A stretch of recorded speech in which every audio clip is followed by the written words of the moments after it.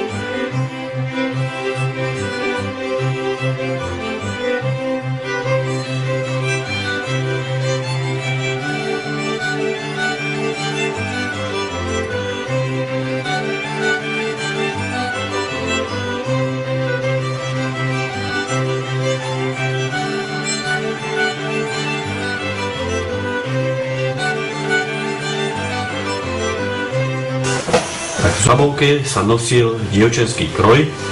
Ako vrchná časť odevu bolo obliecko, ktoré sa obliekalo na telo. Obliecko bolo vyrábané z domáceho plátna, ktoré zakrývalo trup, a rukávce boli prišité z lepšieho kupovaného nového plátna.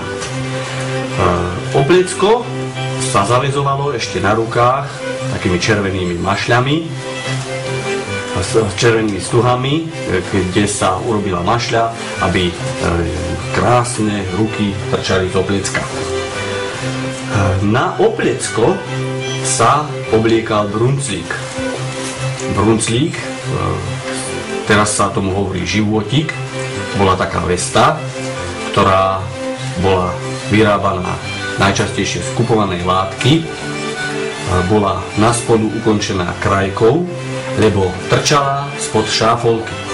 Zapínal sa tento životík alebo brunclík na gombičky, no a keď sa dievča zaplo, tak si mohlo dať šáfolku, ktorá bola vrchnou časťou tohoto odevu. Šáfolka sa používala alebo vyrábala najčastejšie zo šatiek, ktorým sa v diagonále odstrihol jeden roh, jeden cíp, a ten sa ešte raz prestrihol na poli a našil sa na okraje šatky, na tie odstrihnuté okraje, s tým, že šáfolka takto získala trojuholníkový a väčší tvar. Do tejto šatky sa navliekli strapce a potom sa takto ovinuli okolo celého tela. Šáfolka bola najkrajším odevom a najvrchnejším odevom dievčiny, takže veľmi záležalo na tom, aby strapce boli krásne upravené, aby krásne kroj vypadal.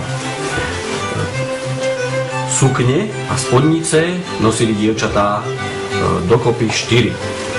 Prvá spodnica bola z domáceho ľanového plátna, na ňu sa obliekala spodnica z bieleho kupovaného plátna, na spodku ozdobená krajkou. Takáto spodnica často pretrčala spod sukne a bola práve to zdobenie malo vytvoriť celý obraz tej dievčiny, že jej tá krajka trčala. Na túto bielu spodnicu s krajkou sa obliekala často červená spodnica, často bola z kupovanej látky, plátenej látky alebo flanelu, no a z bavlnenej látky. No a často sa využívala na prácu, alebo prípadne keď pršalo, tak si dievča prehodilo vrchnú sukňu cez hlavu a takto šla prípadne do kostola alebo do poľa. Vrchná sukňa, tá bola najčastejšie z kupovanej látky, ktorý sa nazýval štof. A taká štovka to bola aj drahá sukňa. Bola vlnená, no a najčastejšie bola čierna, tmavomodrá, tmavozelená a tiež tvorila vrchný vzhľad dievčiny. Na nohy sa obúvali krpce alebo topánky, hlava na hlave mali dievčatá vrkoče, do ktorých si zapletali mašľu, respektíve stuhu a zaviazali mašľu. Tak toto bol dievčenský kroj v zuberci a tabulke.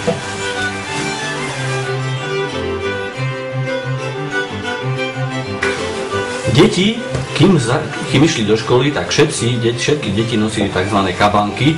Či boli dievčatá, či boli chlapci, tak mali jednu takú kabanku, ktorá im šiahala aj po pety. No ale keď chlapci už išli aj dievčatá do školy, tak ich už poriadne obliekli. Chlapcom nechali ušiť súkené nohavice, ktoré im vyzdobili takými kľúčkami. Košeľa, to bol základná časť odevu, ktorý sa obliekal na telo. No a košeľa bola pekne aj vyzdobená, mala golier, aby chlapec vypadal pekne.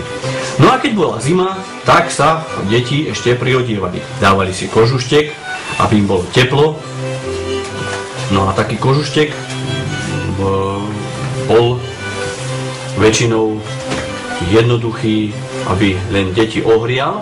No ale už keď boli aj mladenci starší, tak nosili také parádne kožušky, ktoré boli krásne zdobené. No a keď išiel taký gazda na nejakú cestu, alebo šiel do hory, tak si zobral aj halenu. No a takú halenu prehodil cez plecia a už mu bolo celkom teplo. Aj súkené nohavice, aj súkená halena boli veľmi teplé a nosili sa ako vrchný odev. No a ku parádnemu gazdovi patril aj poriadny klobúk. No a taký klobúk ho chránil či pred nepriazňou počasia, alebo bol symbolom, že ten mládenec je hodný toho, že si aj na hlavu klobúk môže vložiť. No, tak takto vypadal si mládenec v 19. storočí v Habovke.